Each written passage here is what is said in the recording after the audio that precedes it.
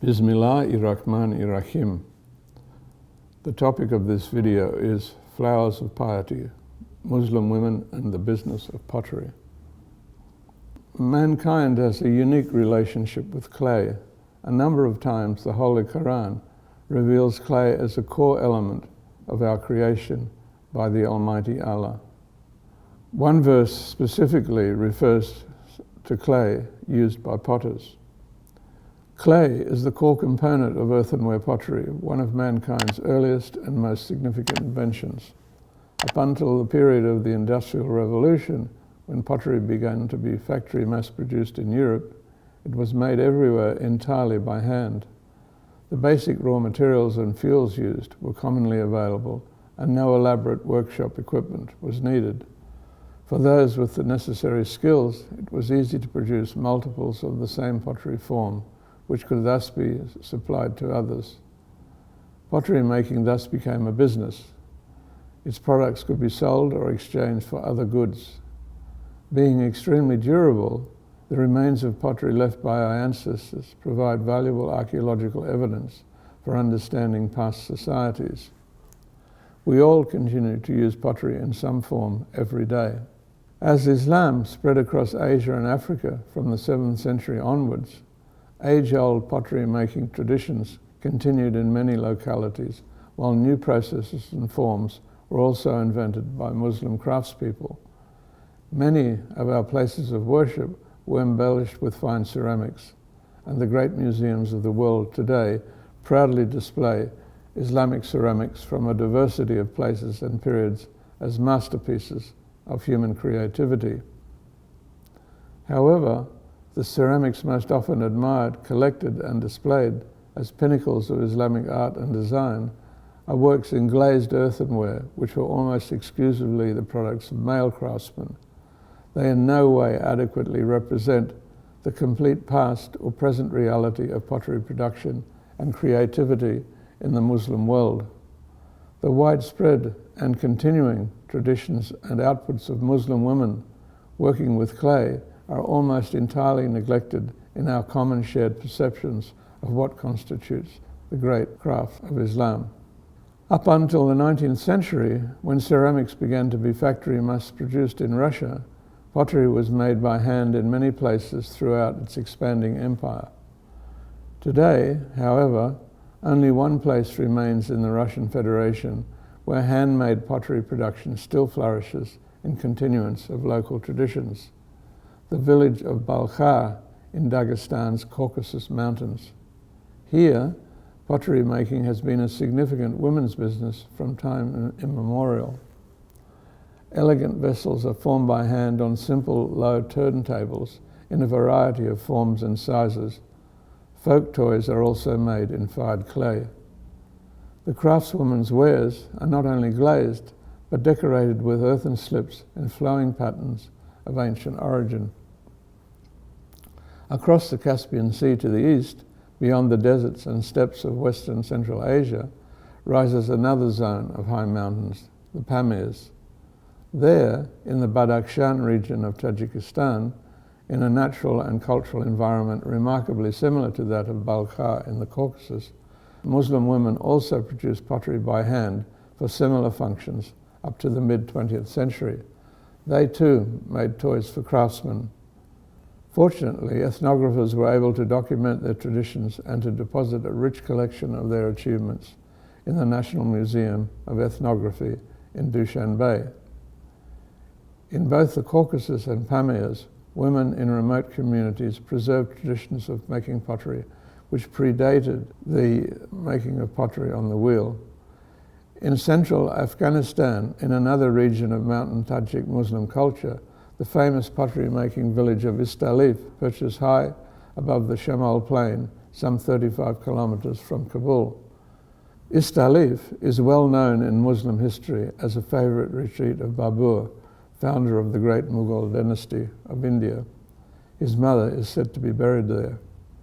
Their women are also involved in traditional pottery production.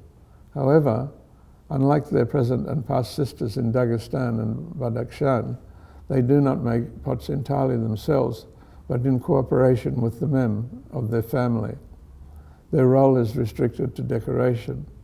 Pots are turned by men using a kick wheel and, after drying, are coated with a thin clay slip and dried again. The women then inscribe designs through the slip layer to the body of the pot below. Geometric and vegetal motifs and minareted mosques are most popular today. The men then coat the pots with glaze and fire them in a special kiln. In the finished wares, the women's flowing designs stand out as black under the lustrous turquoise glaze traditional to Istalif. The potters of Istalif trace ancestry to potters from communities of Central Asia to the northwest, with whom they share common technical, social, and religious craft traditions. They have a particularly strong collection with Sheikh Bahauddin Naqshband, 1318 to 1389, as their peer or spiritual master. Throughout the Islamic period, pottery production in Central Asia was almost exclusively the domain of men working with the kick wheel and who belonged to religion-based pottery guilds, which strictly controlled all aspects of the craft. Women performed supporting roles but were not permitted to be actually engaged in pottery making, although in some places individuals specialized in producing traditional folk toys and whistles, particularly popular during the spring Navruz celebration. In the Soviet period, some, such as Khamro Rakhimova of the pottery center of Uba near Bukhara, achieved fame as craftswomen across the USSR.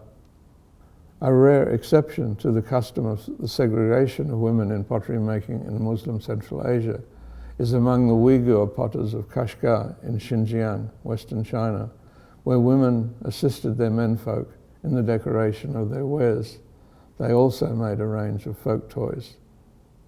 This tradition continued until some 10 years ago, when the traditional pottery makers of the ancient urban heart of Kashgar were relocated. Their current status is unclear.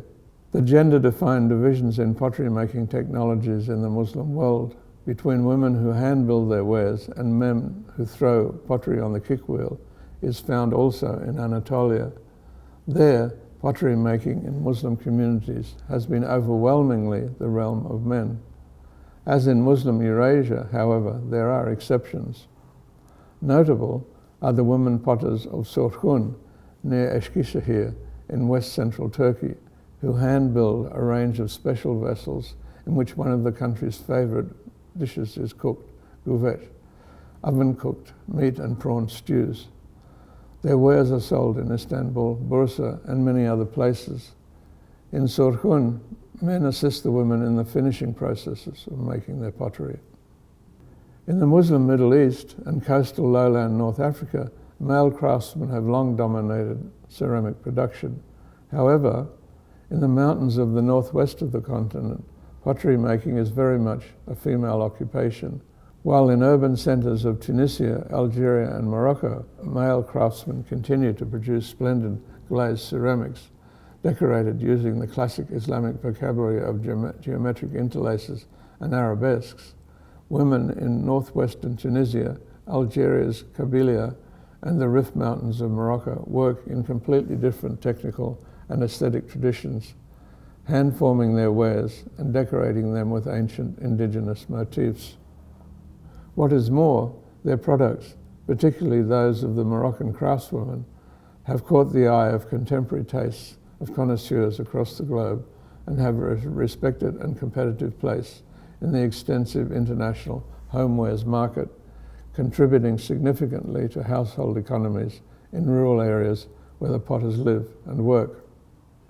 But there are other areas of the Muslim world where women potters can truly be said to reign, in terms both of the volume of manufacturers and their contribution to domestic incomes. In Islamic Africa, south of the Sahara, from Nigeria to Guinea, literally thousands of Muslim women potters continue to produce hand-built pottery in a great diversity of techniques and forms for local consumption and trade as artifacts central traditional ways of life. At the other end of the Muslim world, in Indonesia, home to the globe's largest Muslim population, women also play an exclusive or primary role in traditional pottery production. Particularly noteworthy are the women potters of Lombok, the so-called island of 1,000 mosques, just to the east of the famous resort island of Bali. Here, women maintain a flourishing and growing pottery industry, producing forms traditional to local needs, as well as those specially tailored to trends in the international homewares market. In Lombok's successful current venture in promoting itself as a Muslim-friendly tourist destination, its many pottery centres are a major attraction. Although we have no precise statistics, it appears that across the Muslim world, many more women than men are today engaged in craft ceramic production. Many local, national and international organisations are supporting Muslim women craftsmen in the preservation of their traditions and their entrepreneurial endeavours. The Turquoise Mountain Foundation in Afghanistan, supporting the potters of Istalif and Mazar-e-Sharif, and the joint Indonesian-New Zealand government Lombok Crafts Project, begun in 1908, have been exceptions, as is that of the initiatives of the Tunisian National Office for Crafts in supporting the traditional women potters of Shijnan. In 2018, their craft was inscribed in UNESCO's representative list of the intangible cultural heritage of humanity. Increasingly, public and private sector entities in the Muslim world are collaborating to advance businesses in which women play key roles in ceramic production. The Indian city of Jaipur, for example, provides an inspiring model. Since the 1940s, its famous blue ceramic wares have been revived and developed into a significant international commodity through the energies and inputs of women as artisans, educators, owners and employees of innovative export enterprises. In Islam, earning one's living and supporting one's family either through honest trade or skills in handicrafts are particularly lauded. In communities across the vast expanse of the Muslim world, women continue to do both through their engagement in the business of pottery making, as they have done from the beginning of Islam.